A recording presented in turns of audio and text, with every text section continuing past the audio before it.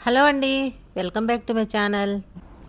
ఆవకాయ బద్దయినా, వేడి వేడి ముద్దయినా కాస్త నెయ్యి పెడితే ఆ రుచే వేరు. అందులోనూ బజార్‌లో కొనే నెయ్యి కంటే ఇంట్లో మన చేతులతో స్వచ్ఛంగా తయారు చేసుకునే నెయ్యి ఇచ్చే తృప్తి, ఆరోగ్యం మరెక్కడా దొరకవు గదా! ఈరోజు మన వీడియోలో ఇంట్లోనే ఎంతో సులభంగా కమ్మటి సువాసనతో పూసలాంటి నెయ్యిని ఎలా తయారు చేసుకోవాలో చూద్దాం. నేను ప్రతిరోజు పాలని మరిగించి ఆ తర్వాత చల్లార్చి ఫ్రిడ్జ్లో పెడుతుంటాను. అలా చేయటం వల్ల పాల మీగడగా చాలా లావుగా గట్టిగా కడుతుందనమాట. ఆ మీగడనంతా తీసి ఒక డబ్బాలో వేసి మళ్ళీ ఫ్రిడ్జ్లో పెట్టుకుంటుంటాను. ఇలా 15 రోజుల పాటు లేదా నెల రోజుల పాటు మీగడను సేకరిస్తూ ఉంటాను. చూసారుగా డబ్బాలో మీగడ ఎంత చక్కగా ఉందో. ఇప్పుడు మీగడ మీద నుండి మనం వెన్నను వేరు చేయాలి కదా. దీనికోసం ఫ్రిడ్జ్లో ఉన్న మీగడ డబ్బాను బయటకు తీసి ఒక మిక్సీ జార్లో వేసుకోవాలి. మీగడతో పాటు కొన్ని ఐస్ క్యూబ్ ముక్కల్ని కూడా అందులో వేసుకొని కొద్దిగా వాటర్ కూడా వేసుకొని మిక్సీ పట్టుకోవాలి. ఐస్ ముక్కల్ని మిక్సీ జార్లో మీగడతో పాటు వేయడం వల్ల వెన్న చాలా త్వరగా ముద్దగా తేలుతుందండి. ఇప్పుడు మిక్సీని 1 నిమిషం పాటు తిప్పేయాలి. చూశారు కదా, మిక్సీ ఆన్ చేయగానే మీగడంతా కరిగి ఐస్ ముక్కల చల్లదాన్ని వెన్న పైన తేలడం మొదలైపోయింది. ఒక 2 నిమిషాలు ఆపి ఆపి మిక్సీ పడితే చక్కటి వెన్న ముద్దలాగా పైకి వచ్చేస్తుంది. కింద మజ్జిగ లాంటి నీళ్ళు ఉండిపోతాయి. ఇప్పుడు ఆ వెన్న ముద్దనంతా చేతిలో తీసుకొని గుండ్రంగా చేసుకొని పక్కన పెట్టుకోవాలి. ఇలా వచ్చిన వెన్నను మనం నేరుగా కాచకూడదండి. మిక్సీలోంచి తీసిన వెన్న ముద్దను మంచినీళ్ళలో వేసి 1-2 సార్లు శుభ్రంగా కడుక్కోవాలి. ఇలా కడగడం వల్ల వెన్నలో ఉండే మజ్జిగ వాసన లేదా పులుపుదనం ఏమైనా ఉంటే అది పోతుందన్నమాట. దీనివల్ల మనం కాచే నెయ్యి ఎక్కువ రోజులు నిల్వ కూడా ఉంటుంది, అస్సలు పాడవదు. మొదటిసారిగా నా ఛానల్ని చూస్తున్నట్లయితే సబ్స్క్రైబ్ చేసుకోండి. సబ్స్క్రైబ్ చేసుకొని బెల్ ఐకాన్ని క్లిక్ చేయటం మాత్రం మర్చిపోకండి.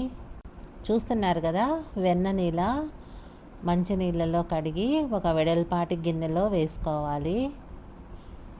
ఇలా వెడల్పాటి గిన్నెలోనే ఎందుకు అంటే మనం కాచేటప్పుడు నెయ్యి పొంగిపోకుండా ముందుగానే ఒక పెద్ద తపాలలో వేసుకొని మనం గిన్నెలో వేడి చేసుకుంటే పొంగినా మనం కదిపితే లోపలికి వెళ్ళిపోతుంది అనమాట. అందుకని ముందుగానే మనం వెడల్పాటి గిన్నె తీసుకోవాలి. ఇందులో కొద్దిగా ఒక 5-6 మెంతులను కూడా వేసుకొని మరిగించుకోండి. వేడి తగలగానే వెన్నంతా నెమ్మదిగా కరగడం స్టార్ట్ అయిపోయింది.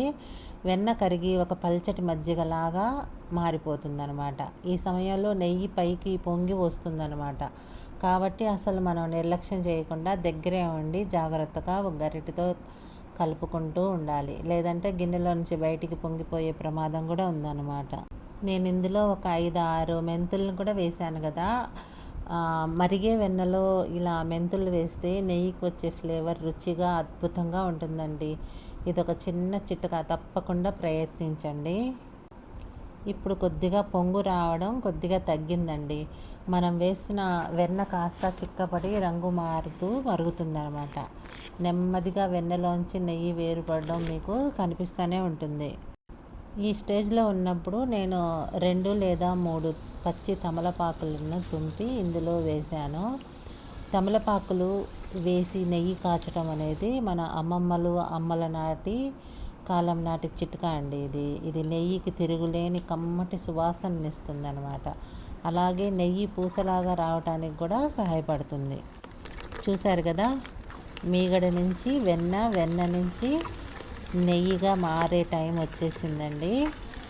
కలర్ పూర్తిగా మారిపోతుంది. నెయ్యి ఇలా నురుగు రావడం మొదలైందన్నమాట.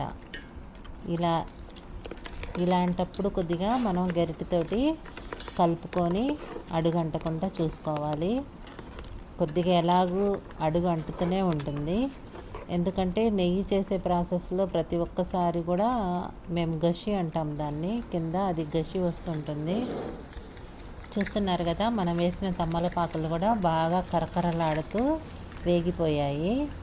ఆ ఫ్లేవర్ అంతా మనకి నెయ్యిలో దిగిన తర్వాత ఆ వాసన అసలు ఇల్లంతా నిండిపోయిందండి. నెయ్యి వాసన. నెయ్యి తయారయ్యే టైం వచ్చేసింది. అడుగున ఉన్న నెయ్యి అంతా గోధుమ రంగులోకి మారడం మొదలైపోయింది. ఈ సమయంలో నెయ్యి పైన మళ్ళీ నురగలాగా వస్తుంది, పైకి పొంగుతుందనమాట. మనం వెంటనే గరిటతో కలుపుకోవాలి. పైన తెల్లటి నురగలాగా వస్తున్నప్పుడే మనం స్టవ్ ఆపేయాలి. ఎందుకంటే ఆ వేడికి నెయ్యి మరి కాసేపు మరుగుతుందనమాట.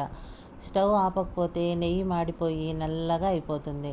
అంతేనండి, గుమగుమలాడే కమ్మటి ఇల్లాలి చేతి నెయ్యి రెడీ అయిపోయింది. ఈ నెయ్యి కాచేటప్పుడు వచ్చే సువాసన ఉందే, అబ్బా! ఇల్లంతా కమ్మటి వాసనతో నిండిపోయిందండి. ఆ పక్కింటోళ్ళకి, ఈ పక్కింటోళ్ళకి, ఎక్కడో 10 ఇళ్ళ అవతల వాళ్ళకి కూడా ఈ వాసన పాకిపోతుంది అంటే నమ్మండి. అంత బాగుంటుంది. నెయ్యి కాచటం అయిపోయిన తర్వాత అందులో వేసిన తమలపాకులు క్రిస్పీగా తయారవుతాయి కదా, ఆ తమలపాకులను తినటానికి చాలామంది ఇష్టపడతారండి. చిన్నప్పుడు మా అమ్మ నెయ్యి కాస్తుంటే ఆ తమలపాకులు నాకు కావాలంటే నాకు కావాలని మేము పోటీ పడేవాళ్ళము. ఆ ఆకుల్ని నెయ్యి రుచి అంటుకొని చాలా టేస్టీగా ఉంటాయి. మీలో ఎంతమంది చిన్నప్పుడు ఇలా చేశారో కామెంట్ చేయండి. ఇప్పుడు ఈ కాచిన నెయ్యిని కాస్త చల్లారనివ్వాలి. ఆ తర్వాత ఒక గిన్నెలోకి స్ట్రైనర్ సహాయంతో వడపోసుకొని నెయ్యి పూర్తిగా చల్లారిన తర్వాత దాని సువాసన పోకుండా ఒక ఎయిర్ టైట్ గాజు సీసాలో కానీ డబ్బాలో కానీ భద్రపరుచుకుంటే ఎన్నో నెలల పాటు ఫ్రెష్గా ఉంటుందండి. మరి ఈ సాంప్రదాయ పద్ధతిలో నెయ్యి తయారీ మీకు నచ్చిందా? అయితే మీరు కూడా మీ ఇంట్లో ఇలానే ట్రై చేసి ఎలా వచ్చిందో చెప్పండి.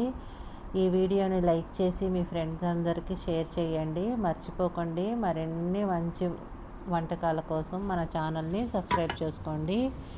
సబ్స్క్రైబ్ చేసుకొని బెల్ ఐకాన్ని క్లిక్ చేయడం మాత్రం మర్చిపోకండి. Thank you for watching.